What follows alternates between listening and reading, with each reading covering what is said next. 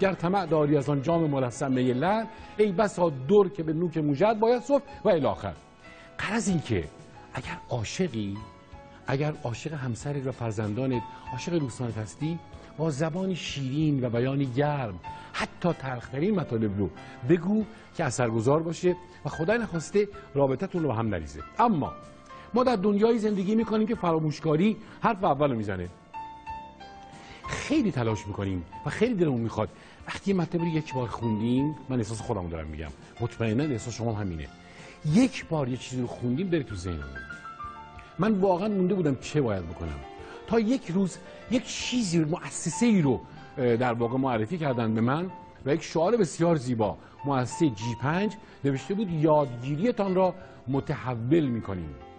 خدا شاهده در مورد من واقعا یادگیری متحول شد. آقای مهندس مالکی نژاد، این عین واقعیت که خدمتتون عرض کردم، بسیار کارساز و مؤثر بود. با این در واقع سلام میکنم خدمتتون، با این شروع میخوام آغاز کنید فرمایشتون رو و معرفی کنید G5 رو بیشتر بریم. بزرگوارید. سلام دارم خدمت تمام بیننده های خوبتون و میدونم که خیلی از G5 ها از طریق همین برنامه آشنا شدن، سال قبل موفقیت داشتن، حالا من در ادامه داستاناشون خواهم گفت و خوشحالم که این برنامه این فضا رو برامون ایجاد کرده که با این دوستان ارتباط برقرار کنیم و این تحول رو بتونیم در حقیقت جاری بکنیم. اجازه بفرمایید با یه داستانی من موضوع رو شروع کنم. شما معمولا مهمترین مطالبتون رو با داستان بفرمایید. به داستان اینه که در بهره‌وری یک شبه داستانی از تعریف میکنن، خیلی جالب هست. میگن که دو تا هیزم چکن، یعنی دو تا در حقیقت کسایی بودن داشتن درخت میبریدن، دو تا داشتن با هم دیگه این کار رو انجام میدادن با فاصله کمی.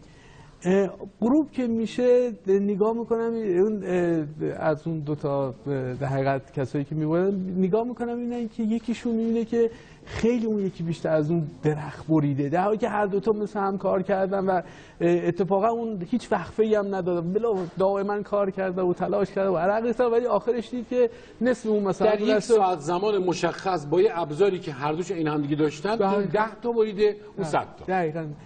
بعد رو کرد به اون گفت تو چیکار کردی؟ ما که با هم شروع کردیم، ما که با هم، تازه منم هیچ وقفه‌ای ندادم، یک سره کار کردم.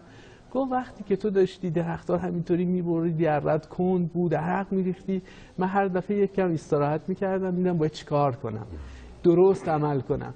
و این وقفه‌هایی که استراحت می‌کردم و به خودم این فرصت رو می‌دادم که درست عمل کنم، باعث شده که من راندمانم 2 برابر تو باشه. من دائما عرقمو تیز می‌کردم و این عرق تیز کردن و ما در یادگیریمون دچار همچین مشکلی هستیم، عرقمون رو تیز نمی‌کنیم، دائما در حال بهبود روش‌هامون نیستیم و همین باعث میشه سخت تلاش می‌کنیم، بعضی موقع خب به در بسته می‌خوریم، مشکلات پیدا می‌کنیم.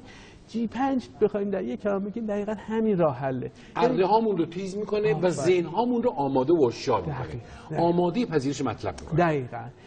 و خب ما شاهد بودیم که از طریق همین برنامه دوستانی آشنا شدن که جالب است که همه در شهرستان ها هستن. من چند خدمتتون بگم که خانم سعیدلو رو داشتیم، ایشون امسال خب رتبه 600 آوردن و خیلی جالب هست که ایشون پیش دانشگاه امسال 4م بودن، نه هیچ کلاس کنکوری رفتن، نه حتی ایشون میگه من کتاب کنکور هیچی نداشتم تا حالا، اولین بارم که تست می‌زدم رفتم سر جلسه و ایشون تونستن با همین روش G5 و با همین روش ساده کار بکنن تو شهرستان بدون هیچ کلاس، بدون هیچ چیز. و در سالی که پشت کنکور مثلا میگه اصلا من قصد شرکت در کنکور نداشتم اون سال امسالی که شرکت کردن، ولی خیلی جالب بود که میگفت که من از طریق همین برنامه آشنا شدم، تهیه کردم، کار کردم و الان ایشون دانشجو هستن و جالب اینجاست که میگفت به قدر عادت کردم به این G5 و کار میکردم و یکی هم تو خونه خیلی مواظب با اون مادرم بود. میگفت هر جا که می‌خواستم برم میگفت اون برکوچیکاتو برداشتی، برکوچولاتو همراه خودت میاری که همینجا هم به ایشون تشکر می‌کنیم به هر پشتیبانه. در خدمت آقای مهندس مهدی مالکی نژاد هستیم، مدیر عامل مؤسسه G5. بر اساس فرمایشات شما آقای مهندس، G5 مدیریت میکنه آموزش و یادگیری آدم‌ها رو. بر اساس این مدیریت که شما ازش صحبت میکنید، ما وقتی نقطه عطف خوندن و در واقع جواب پس دادنمون کنکوره، میخوایم اونجا چجوری میتونیم با این همه کتاب و با این همه درس و با این همه مسائلی که دور و بر ماست، G5 چه کمکی میتونه به ما بکنه که شما میفرمایید بدون که به کلاس کنکور بره رتبه 600 رو آورد. G5 در بهره وری و یادگیری در کنکور و مدیریت بر آموزش چقدر میتونه ما کمک میکنه؟ دقیقاً. ببینید ما خب دو تا حافظه داریم، حافظه کوتاه مدت، حافظه دراز مدت. دوستانی که برای کنکور دارن حالا انرژی میذارن، وقت میذارن، بزرگترین مشکلشون هر چی که میخونن هی که به سمت کنکور میرن، چون مثلا سالها ماها قبل خوندن اونها همه رو فراموش میکنن. G5 بزرگترین نقشش اینه که مطالب رو از حافظه کوتاه مدت کمک میکنه به حافظه دراز مدت بره. و جالب اینجاست که اینو در هر شرایطی میکنه. یعنی شما اگه مثلا یه موقع خسته‌ای، تمرکز حواس ندارید، با G5 کماکان میتونید کار کنید. حتی احساس تفریح میکنید. من حالا باز داستان جالب دیگه رو الان به خاطرم رسید. ما خانم بایندری داشتیم که حالا مصاحبهشون در سایتمون هست، دوستان میتونن بخونن. ایشون امسال پزشکی قبول شدن با G5.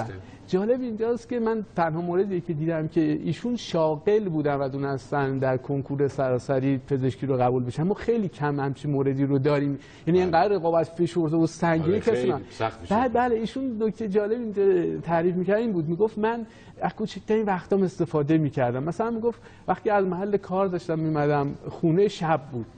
بله. و اتوبوس که داشت منو میآورد، سرویس که داشت میآورد، بله. مشکل این بود که خب نور داخلش نبود. من می‌خواستم کماکان این جیبرگام همون دقیقاً لقمه‌های یادگیریمو مرور بکنم. بعد نکتهش اینجا بود که من ماشین که حرکت میکرد به هر جا که لامپ بود میرسید یه لحظه جیبرگمو میخوندم، یه سوال مثلا کنکور نکته‌ای که بود راحت میشدیم تا لامپ بعدی. میگفت تا این حد آدم وقتی از G5 استفاده میکنه وقتاش مسلطه. یعنی حتی در شب، در تاریکی، در اتوبوس شما میتونی وقتای مورد رو نجات بدی. این خیلی مزیت بزرگیه. پای گیرندت بشینی تلویزیون ببینی و چیکار کنی، همین برنامه رو ببینی. من مطمئنم که G5 زیادی دارن برنامه ما رو میبینن و همزمان دارن هم لذت میبرن، هم جیبرگاشون رو مرور میکنن و دارن برای کنکور، برای درس‌ها، برای حالا حتی ما برای وکالت، برای رشته‌های مختلف داریم، برای ارشد، برای زبان که خب حالا خودتون جریان هستید، اینا رو همه رو میتونن در پای گیرنده حتی زبانشون من تست کردم خیلی عالیه واقعا. آیه مالک نژاد، ببینید من با نفر اول کنکور صحبت می‌کردم در رشته‌ای، خاطرم نیست چه رشته‌ای، گفتم بعد از اینکه شما درس می‌خوندی حسابی خسته می‌شدی، برای تفریح چیکار می‌کردی؟ خب بازم درس می‌خوندم. G5 این کار رو با ما میکنه، درس خوندن رو، آموزش رو لذت بخش میکنه. در صحبتات رو اشاره کردیم، لقمه لقمه میکنیم و میذاریم دهنمون یا در غذای بزرگ رو، هم غذای تخم خوردن خودمون. خیلی مسئله قشنگی. اینو میخوام بیشتر برامون چجوری شما لذت بخشش میکنید. دقیقاً. حالا این فرمودید ما یه مسابقه هم داشتیم با خانمی که ایشون نفر 18 شدن در کنکور سراسری و الانم پزشکی دانشگاه شهید بهشتی هستن. ایشون هم دقیقاً همین رو میگفت. من هر موقع خسته میشدن تازه میگفتم حالا نوبت G5 برام سراغ G5 هم بیشتر کار کنم. و همین قضیه تخم خوردن هست دقیقاً. در تخم خوردن یه مکانیزمی هست، یعنی شما یه مزه خیلی کم دارید و مغز شما وقتی اون مزه رو احساس میکنه دستور میگه این پاداش خوبه نقدیه، در همین لحظه تخمه بعدی رو بردارم. و شما تجربه کردید که آدم وقتی مثلا یه کاسه تخمه داره یه دونه‌شو که برمی‌داره یا دفعه کل کاسه رو در حقیقت تمام کرده و تونسته مثلا 1000 بار تخمه رو کار تکراری انجام بده و خسته نشه. دقیقاً. ما 30 ثانیه فرصت داریم، می‌خوایم آخرین صحبتاتون رو رو در رو با G5 بشنویم. من واقعا تبریک میکنم به دوستانی که امسال دونستن از طریق همین برنامه آشنا شدن با G5 و موفق شدن و این باعث افتخار ماست که دونستیم این فضا رو ایجاد بکنیم. من توصیه میکنم به دوستان حتما به سایت ما مراجعه بکنن G5.ir و اونجا داستان‌های الهام بخش این دوستان همه مصاحبه شدن که چه جوری از G5 استفاده کردن و چه مشکلاتی داشتن چه جوری حل کردن. اینا رو بخونن، الهام بخش است و براشون میتونه خیلی مفید باشه. ما خوشحالیم که این فرصت در اختیارمون قرار گرفته و تشکر میکنم از کلیه دستندرکار برنامه. بسیار متشکرم و سپاسگزارم از آقای مهندس مهدی مالکی نژاد، مدیر عامل مؤسسه G5 که امیدوارم با G5 بتونید در همه اتفاقات زندگیتون به خصوص در کنکور با رتبه بسیار عالی و درخشان قبول بشید و موفق بشید. این رو مدیون در واقع شکل یادگیری G5 برداریم. خداحافظی می‌کنیم باهاتون. خیلی متشکرم و سلام می‌کنم به همکاران خوبم در پخش شبکه اول. تصاویر